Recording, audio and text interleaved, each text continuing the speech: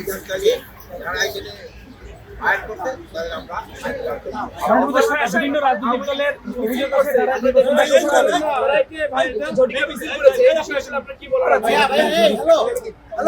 মিছিল করা এবং যারা করছে তাদের থেকে 3 জনের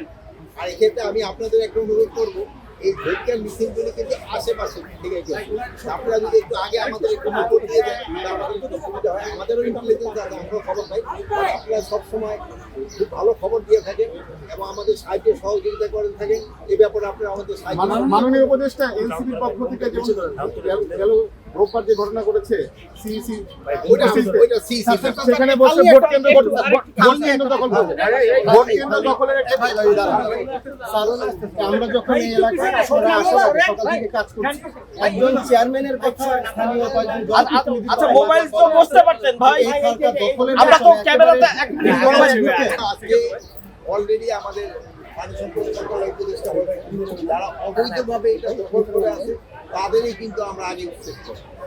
অবৈধভাবে যারা আছে আমাদের জায়গাটা আগে দখলে নিয়ে তারপরে কিন্তু আমরা খনন করব আরেকটা এই খালের প্রতি আমার একটা আলাদা মায়া রয়ে গেছে যেহেতু এক সময় জানেন যে এই কেরানীগঞ্জ এবং সিরাজ দীঘা একই কনস্টিটিউশন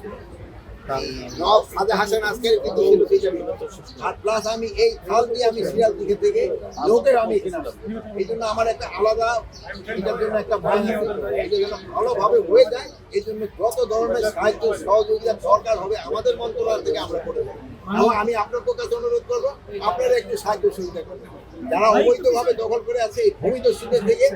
তাদের আপনারা সাহায্য করবেন আপনারা যদি ভূমিদস্যুদের পক্ষ নেন তবে কিন্তু এটা সম্ভব আপনার এলাকাবাসী আপনাদের সাহায্য এবং সহযোগিতা সবচেয়ে বেশি দরকার যদি এলাকাবাসী সাহায্য সহযোগিতা করে তো এই ভাত কারো শক্তি নেই এটা